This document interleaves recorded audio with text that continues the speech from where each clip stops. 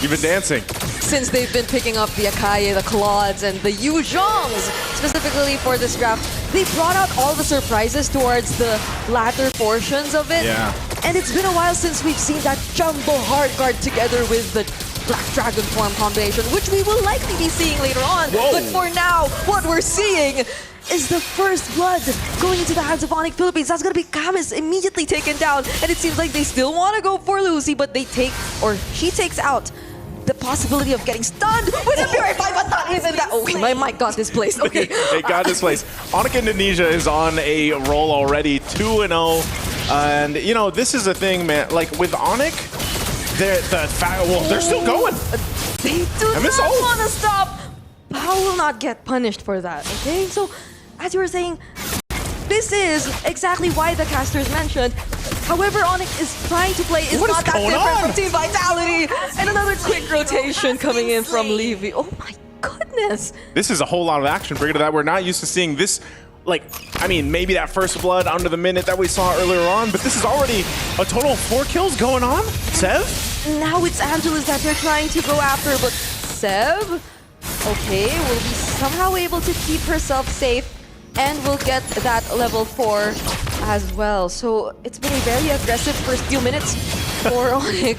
Every single time that we get a new like camera angle, I feel like something is happening. I guess this is why like our panelists have been putting so much emphasis on ONIC and their river control. Yeah. Because look at how in control they are based on how they're playing out their mid rotations, and this is gonna be so much trouble for DreamMax girls because you wanna put so much of your resources, so much of your attention to Blaze Kitty, but how are you gonna do just that? Your XP lane, your mid lane, they're just so pressured right now. Yeah, it's a lot of pressure going around. That's a really clean turtle take too, just with everything that happened, you know, the past couple minutes, allowing ONIC to go ahead and do that. So it's a lot of aggression early on. I mean, a Feathered Airstrike being dropped down, I feel like, you know, for just this mid lane, a lot of the focus has been there. Yeah. And then look how fast they rotate down to put pressure here against Blaze Kitty. Okay, there's no Feathered Airstrike, however, but this is going to be enough to provide some space for Yippee and Sev to get some energy shields, but it seems like there's a plan coming in from Angelus. They won't go for the commit. However, there's still the threat of ONIC fighting back anyway, so they probably want to respect that for now. I think for DreamMax girls, one of the big things is, again, playing around Lucy here. Lucy just got the level 4, so she's got the Heart Guard ultimate now available to her. She could actually help with either, you know, easing some of that pressure or that aggression that's come out from ONIC earlier on, or possibly to set things up, especially when you have when Day is on this Yuzhong, like you mentioned earlier. It's been a while. Oh no, Day? And speaking of Day. I'm sorry, Day. As soon as I mentioned it, you're gone.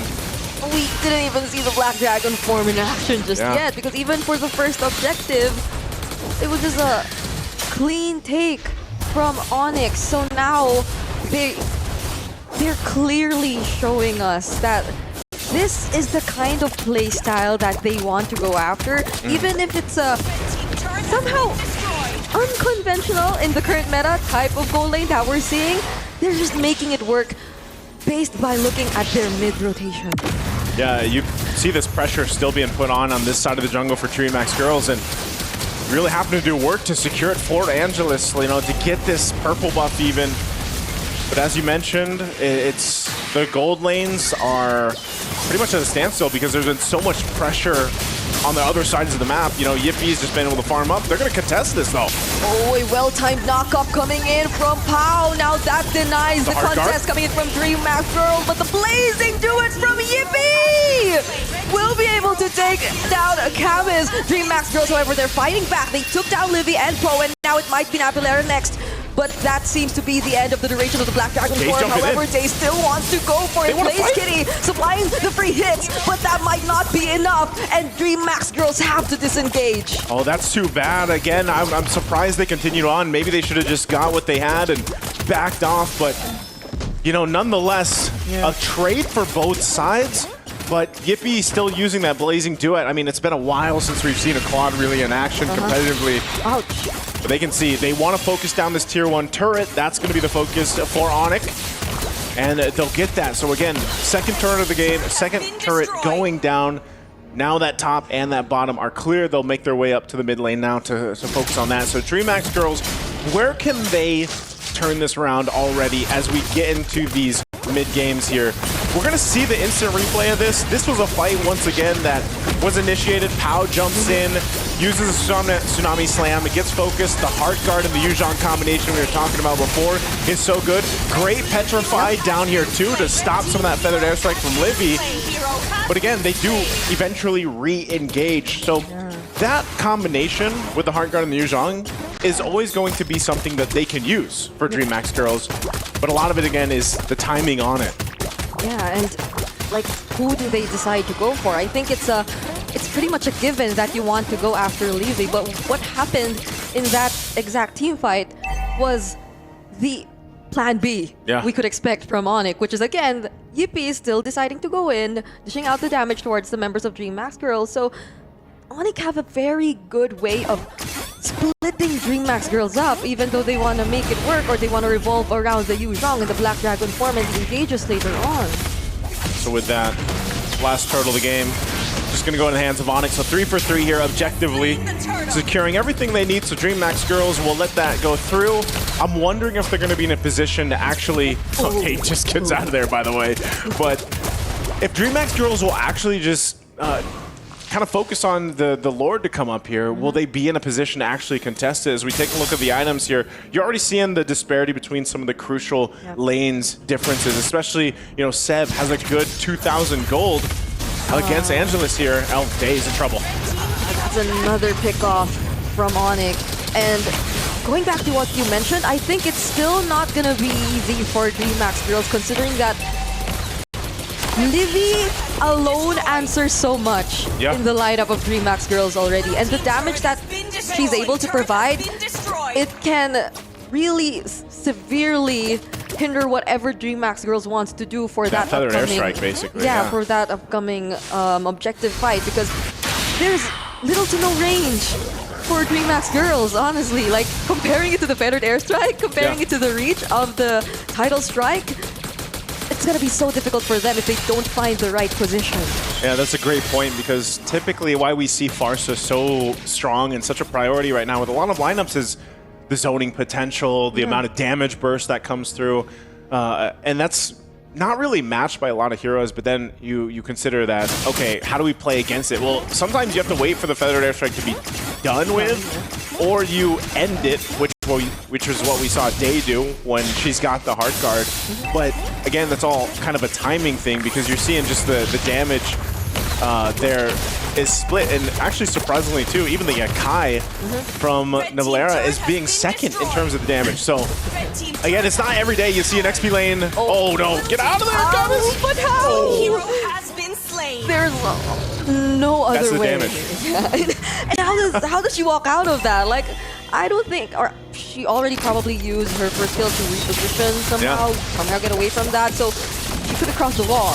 And now this is a free Lord going into the hands of ONIC. And honestly, I feel like one of my worries heading into this game was how well are they gonna layer their skills? There's the heavy spin, which can potentially, push back some of the other members of DreamMax girls, and you want them to be in a certain spot for Yippee and Livy to actually land their skills. But it seems like there's a different purpose to the heavy spin of Navalera at this point. It's just gonna provide that additional barrier.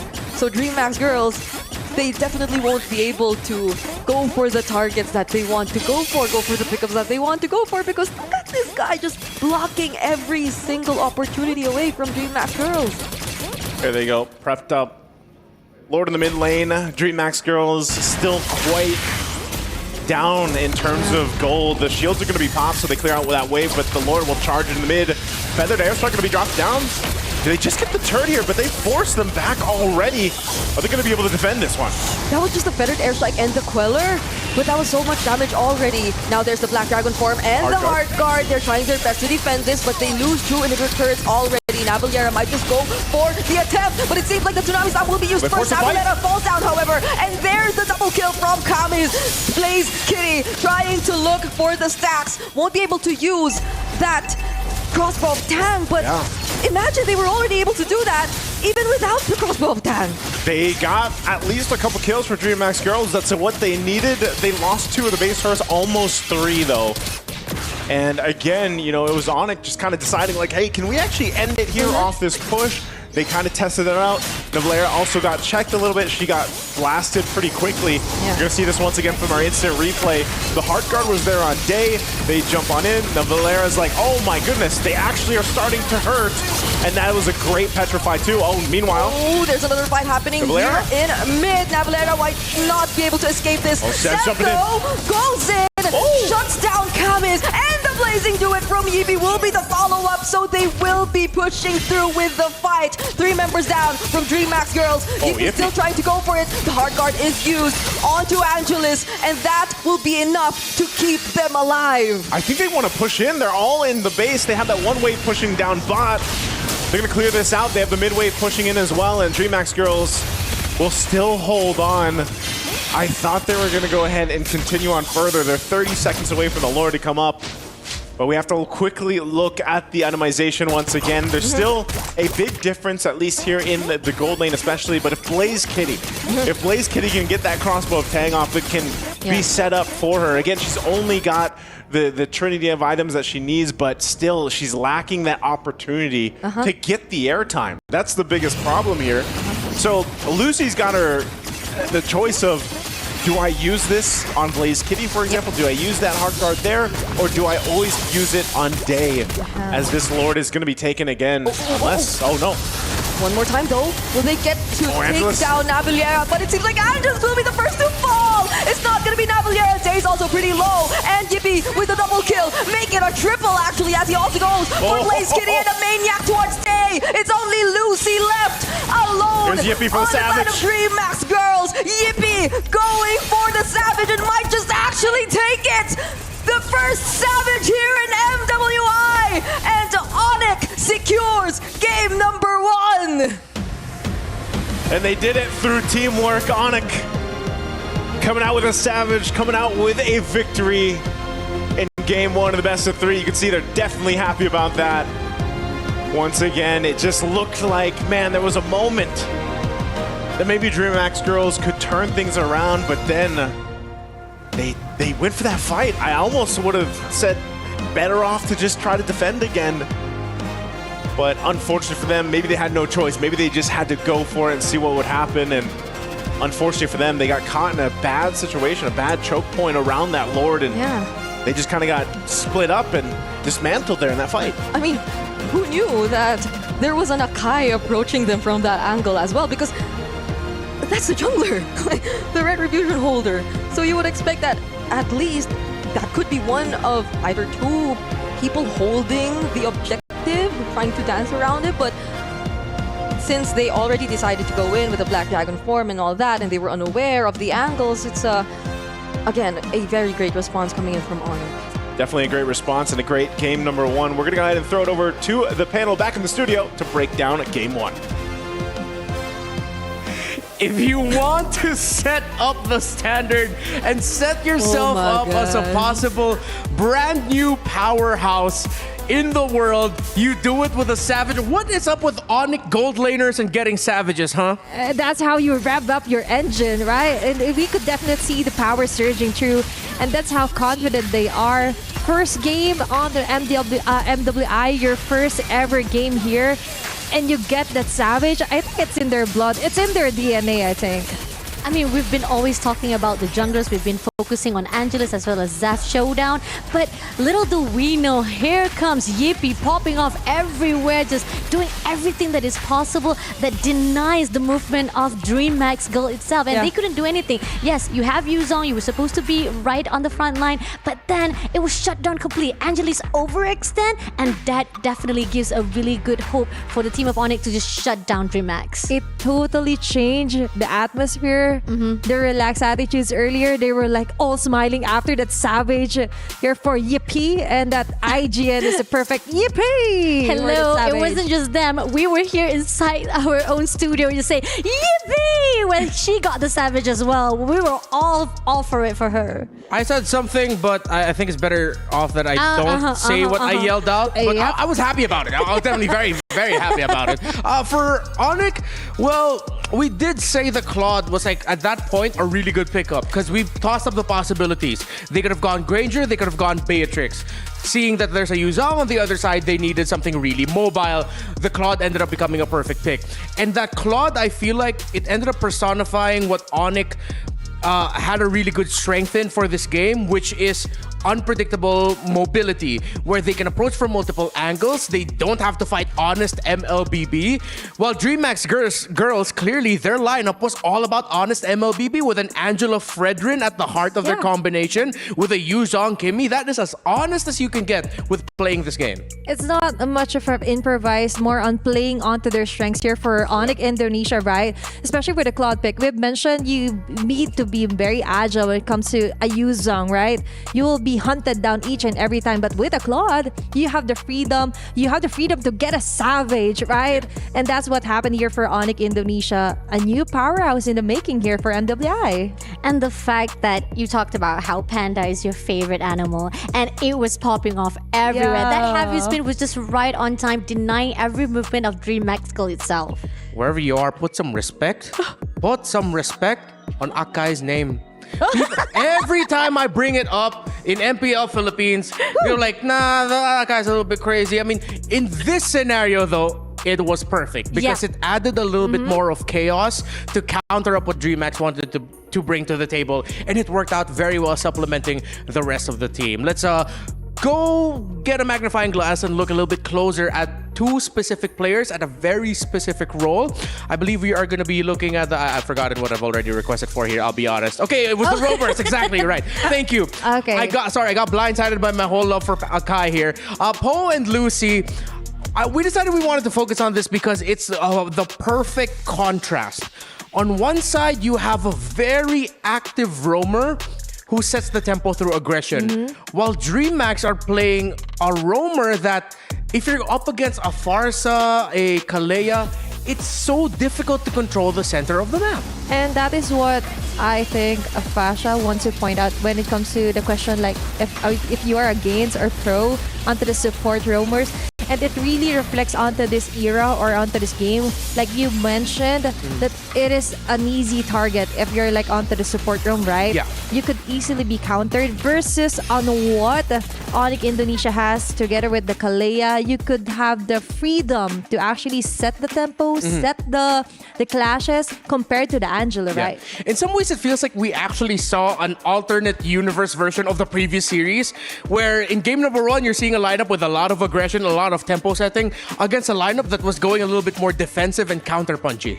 I mean, the fact that we've talked about it again, is it you want to actually hold on to the same pattern that we've seen so far from the early previous games, matches of MWI, the opening itself from the start, we see that it's the signature heroes or even the metas heroes been pulled out, or even trying to peel a little bit of the triad arrow itself. But again, going back to the support hero, I'm just gonna state the fact that it's not about the trauma of the years itself, it's the fact that I'm back again after years of leaving MLB. Here's a fun fact, okay? I left MLB for years and years. I only played for probably like 3 seasons during when they launched it, and I came back from MLB because I love it back. And the fact that I tried to play the support and I felt like, whoa, this is too aggressive. Why people hate support so much?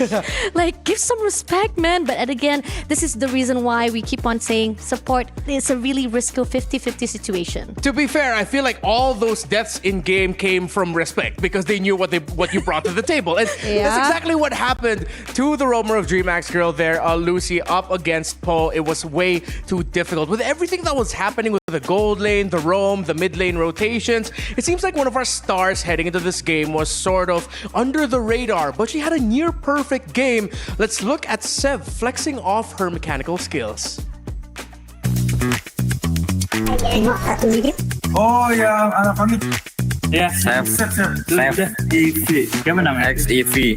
Because she can play Fanny. Because her Fanny is good. Sujin jago or safe jago than Fanny? I just think that I'm good, but not that good. It's just enough. Can you show us your Fanny skills?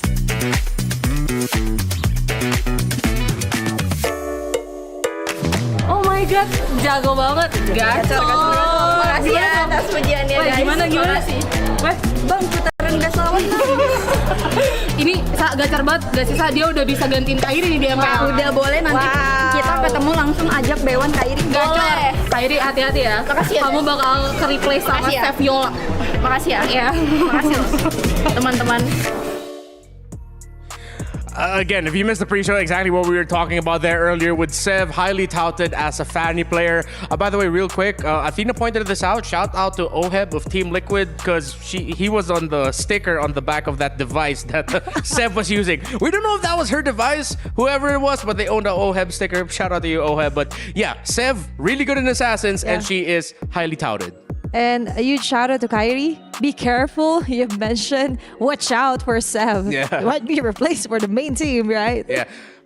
Now at this point, I really hope we actually get to see a chance of her playing this Fanny. A few more bits of information are going to be showing up in your screen in just a bit so that we can get to understand this player a little bit more. One of the stars that we've described under ONIC. Real quick, actually, I'm very curious. Are there any like very wow players for you in the Malaysian Academy League that sticks in your mind as like really good at Assassins? I'm just curious. Assassin wise, I guess there's a lot like probably from a couple of teams that from even the grand finals and stuff, the champions. But even though the spotlight has been given to the Assassins while, but again, during that time, the patch notes was a lot for the mid laners because Kimi was rising off, popping off really, really good. But yeah, gold laner as well as the mid laner was the high and rising stars of that tournament itself. Yeah, okay, so let's take a look at this quick quote from Sev. She mentioned here that I have terrible eyesight. I'm so sorry, Athena. Could you help me out? Okay, according to Sev is that DreamMax Girls is not on par with Seed teams yet. Oh. Good luck, have fun, but keep an eye out on our gold lane. Wait, when did she say that? She said this before the series started. Yeah. So it's like she manifested it about saying like, keep an eye out on our gold lane. Who got the first savage of the tournament? Yeah, and very specific. It's like, that's not a small punch, by the way. That's a huge punt here for Sev. And actually trying to predict, watch out, we have something in store, and that is the first savage ever here for MWI. Here's the question is, who actually set up this storyline? I mean, like, I'm questioning right now why we keep on actually doing circling around the jungles to a point that we actually left behind the goal lane. How could you guys? I mean, I again, remember, based on what our community has said for many years, MLBB is actually scripted. You know, everything's predetermined. Of course it isn't. We're kidding. It just so happens to be that some people are really good at their jobs of analyzing the game and preparing the creative stuff, that it's just perfectly all set up. But in that regard, we would like to thank Sev for actually already setting up the gold lane savage, even though we didn't hear about it in the past. True. And definitely that is something that we should watch out for. Their comments, their advices on what they have to say versus the teams. They're manifesting each and every lane, like watch out for a gold lane, and then we get the first ever savage for MWI. What's next, Sev? What can you predict more? Okay, wait. I kind of like have an realization. I think I was actually being denied, or should I say, I kind of mental block all the memories, and this is not giving justice to the question that you gave me, Renma. How dare I forget the MVP of my MAL? He was the jungler of CG Esports. Gary was amazing. He was doing well, and especially additional into CG Esports as well, especially the fact that they just rebuilt themselves and they have additional import players from Indonesia as well. So it proves that the fact that yes, not only the rest of the players are circling around the mid laners, which is Chiku guys, but Gary was popping off as the MVP of the tournament itself. Yeah, and then to take that storyline of a team like rebuilding around a certain piece, we of course clearly we got to see that in DreamMax, but I think what sort of flew under the radars here, that it's also somewhat the story of this ONIC squad, because they had to find a management and fight for their spot to say, hey, we all want to play together. We've experienced here and there being able to play together in different aspects of the game, different tournaments, different teams all throughout the years. Please, can you get us under one organization so we can form a team? That's the story of ONIC. And that's how you build a powerhouse, right? The trust and, of course, the support is really important here for them to be able to somewhat create this super team for ONIC Indonesia.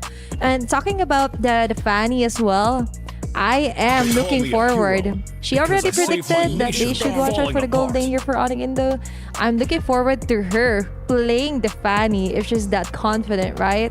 She's not gonna get it. Nah. DreamMax said no. Yeah, DreamMax literally like, say like, Athena, no, Fanny. Stop. Just stop. They literally saw the previous highlight clip. But of course, I just want to say a quick shout out to Coach Secretaria of DMX. She is one of the most decorated female coaches in the history of our game. Through her participation and experience coaching the men's team, some of the best men's teams in Latin America. So she's coached in MSC, one or two M series if I'm not mistaken. So yeah, Coach Secretaria is okay, so if Louise is the roaming goat, she's one of the greatest of all time coaches from that region. So her banning out these assassins and then first picking the Uranus shows that. Okay.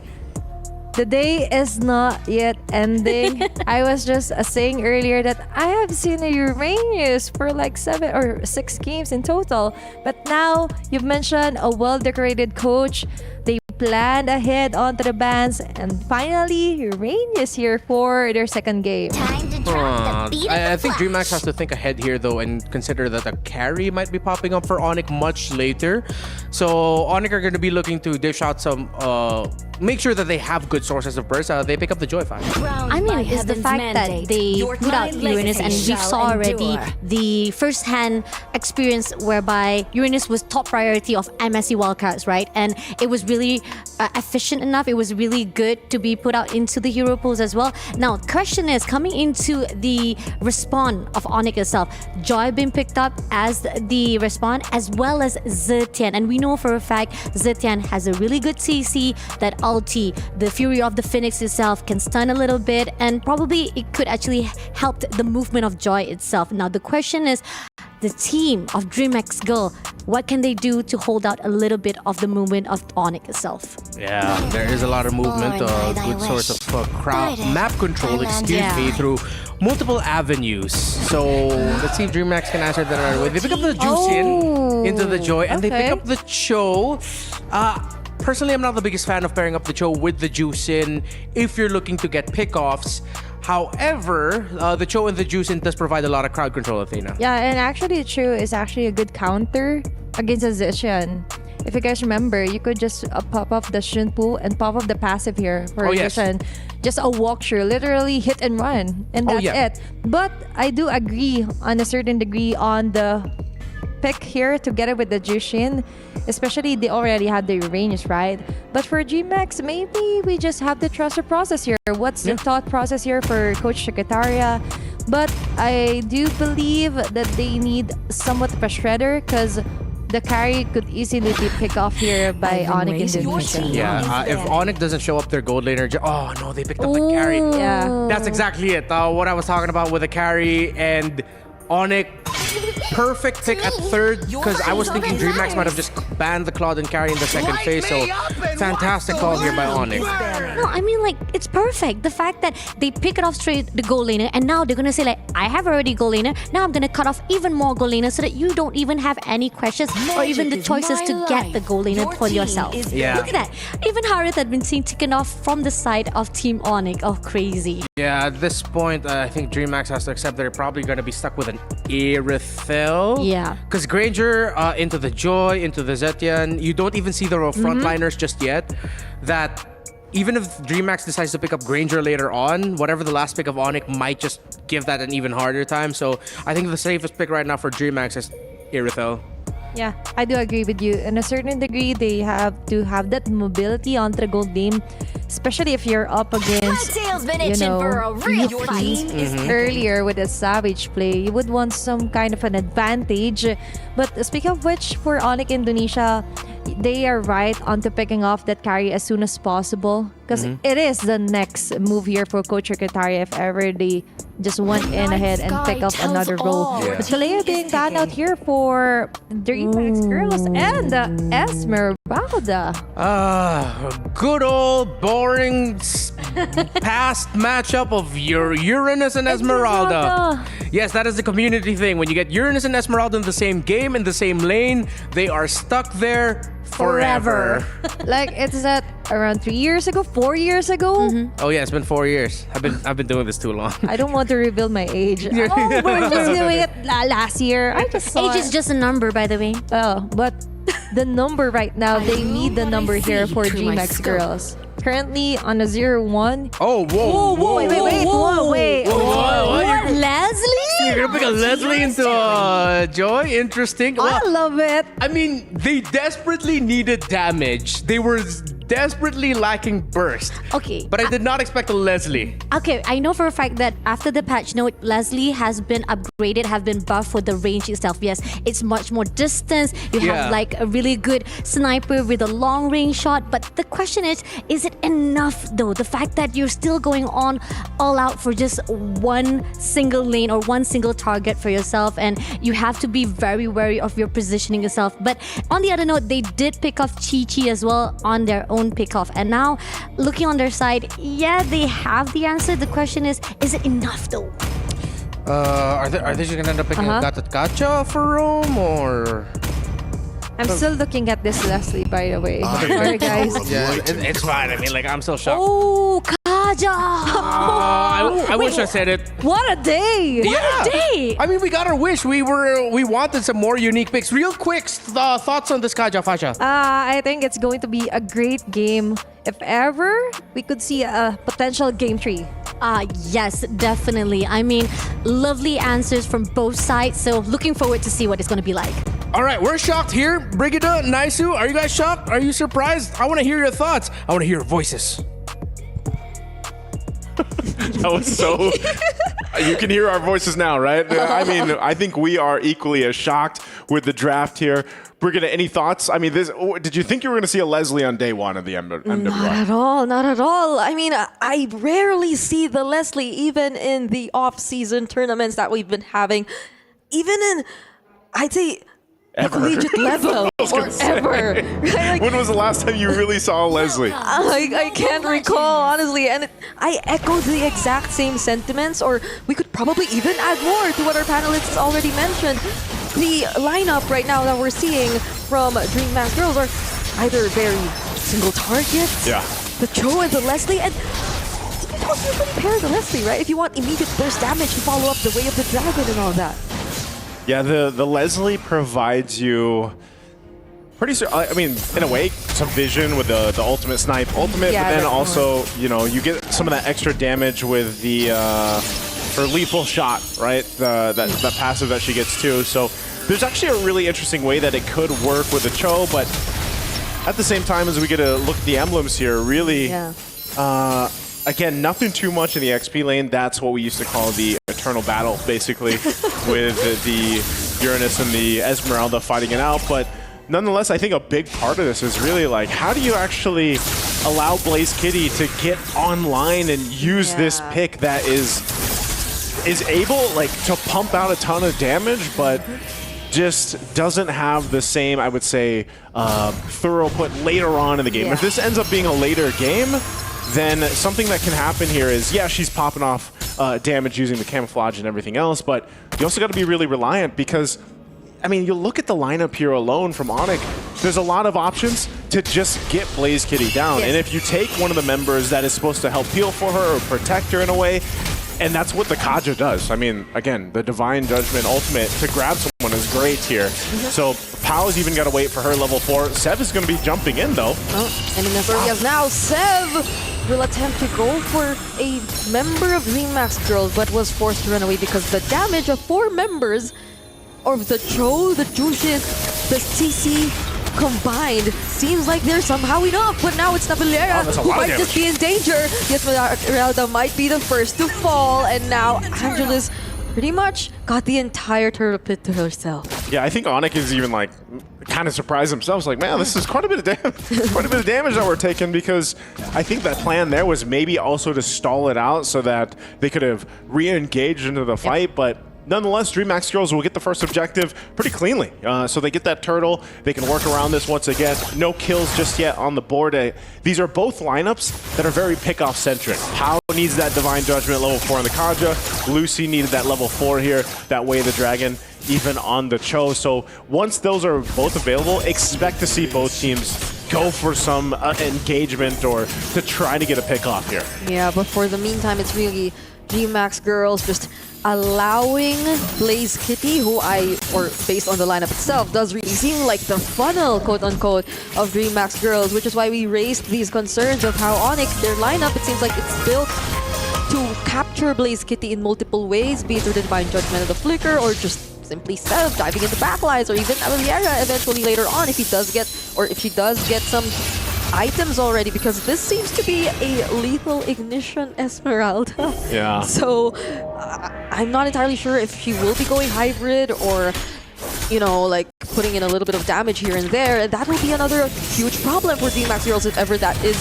going to be the case. And now it seems like they want to go after her, but there's the Fury of the Phoenix stunning 3 members. Divine Judgment committed onto Camis as well, but the first blood is going to be Lucy. Will they have enough damage to take down Camis? It seems like it's a no, but Seb says no too. Day and Angelus, they're the 2 tanky members left, and they get to trade out Seb for that too. Yeah, I guess, you know, again, I have to correct myself because I was so surprised with the lineup earlier on that I was just automatically thinking, yeah, Uranus versus Esmeralda in the XP lane. But yeah, it's a jungle Uranus, and you know, our panel kind of mentioned that too, and the possibility. And I think that's why the swerve came through.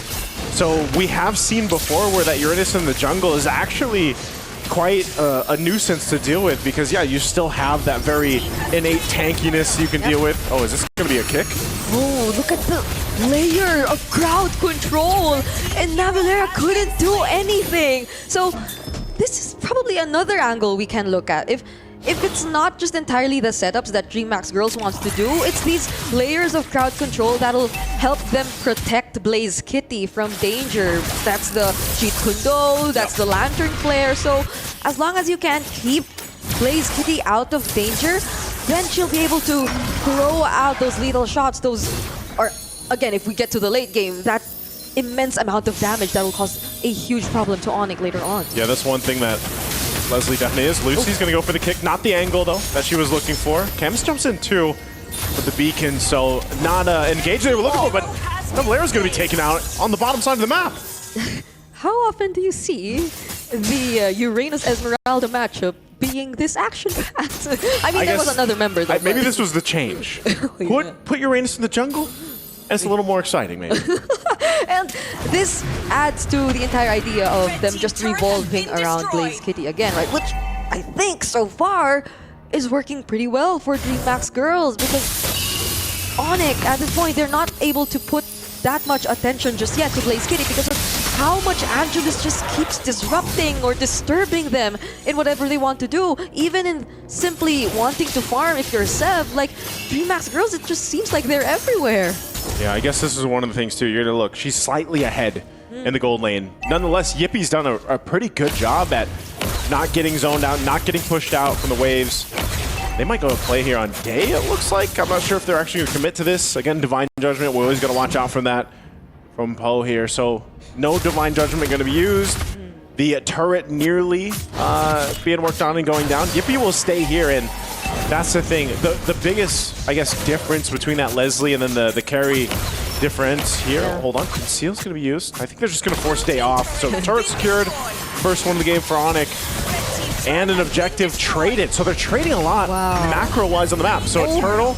They pop the Conceal. They actually going to go for a fight here. Blazing Kitty, right there. Oh, the trades are coming here and there, but Poe gets to look for the setup, Lucy, but also immediately denied. It's Lucy who falls down first instead. ONIC still trying to fight, but they will no longer proceed. DreamMax girls, they're somehow actually making this work. They're making it work. A trade, the 1-for-1 roamers that are in that exchange, but also Blaze Kitty picks up a Malefic Gun. So the range that is there, as I was going to talk about the comparison earlier on against the carry, is the range that comes with a Leslie. Oh. You get some of that extra damage, some of that true damage, but then you get the little extra range now with the Malefic Gun. So they'll have to kind of play into that. It might be a little difficult for Yippie to work around some of these team fights later on, but ultimately you just got to kind of keep her safe using the Divine Judgment if that happens. And they're going to do as much as they can holding on to these tier 1 turrets. Oh. The Lord's going to be up in about a minute from here. Yeah, the way it's looking, ONIC have too much to deal with there's a whole lot to deal with, yeah.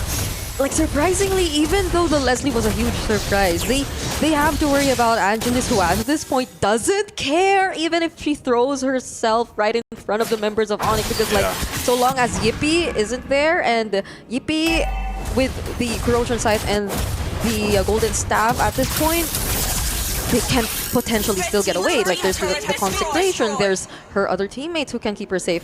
So now it feels like all these answers we thought were there for ONIC to deal with Blaze Kitty, they might struggle to actually utilize them considering the amount of pressure coming in from DreamMax Girls, but Paul gets to find Blaze Kitty! And speaking of the answer, they get immediately denied of whatever intentions they had. They took out the damage dealer right on the get-go from DreamMax Girls. Oh, and talk about the timing as the Lord has just come up after that whole kill sequence happens. Yippee getting a double.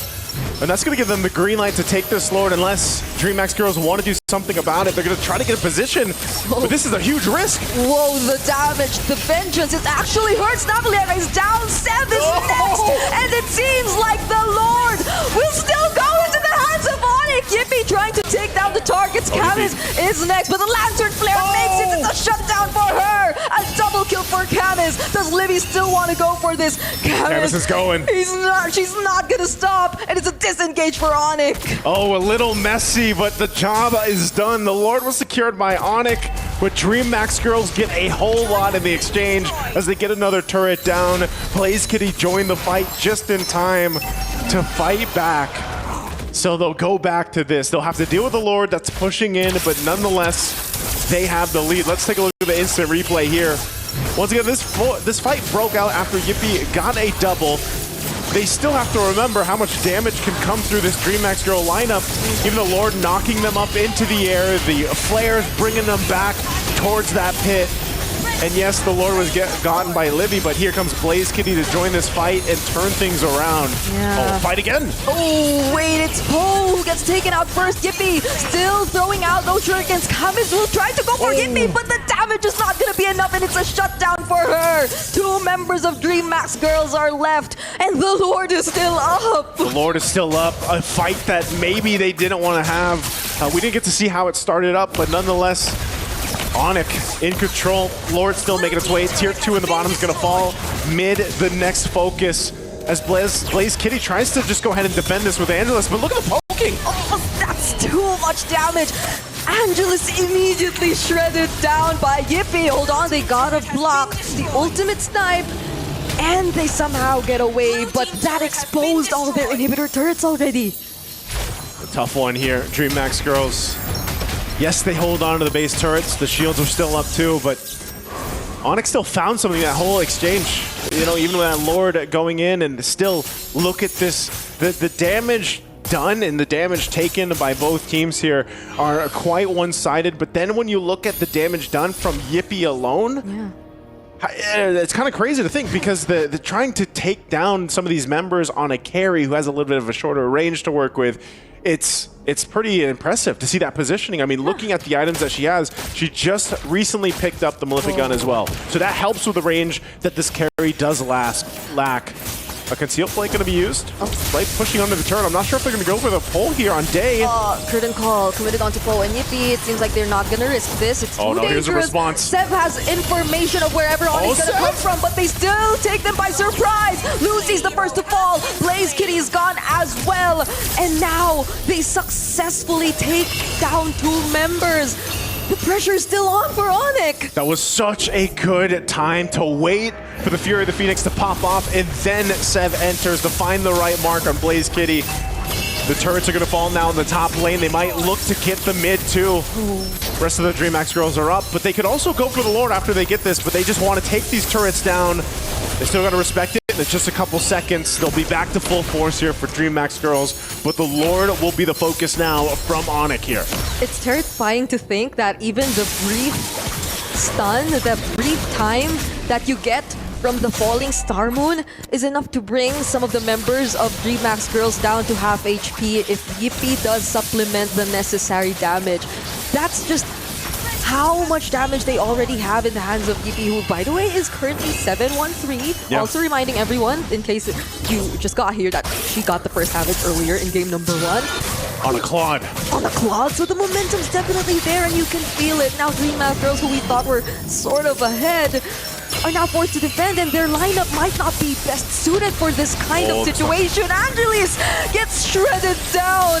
They're doing their best. They're doing so much just to defend this inhibitor turret.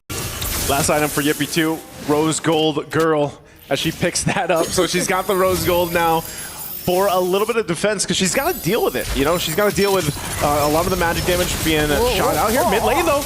Look at the damage in Camus. The one who potentially extended the team by 10 again and again is now taken out right before the Lord approaches the base. Oh, they're going to have to defend this. 2 members down. It's only 3 for DreamMax girls. Will they be able to stay against the full force here from ONIC?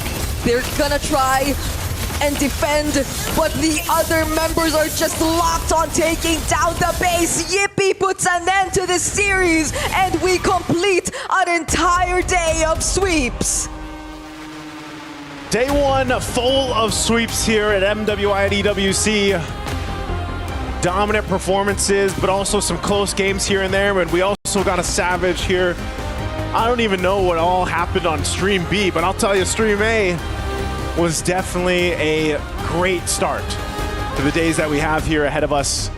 Now, ONIC from Indonesia can be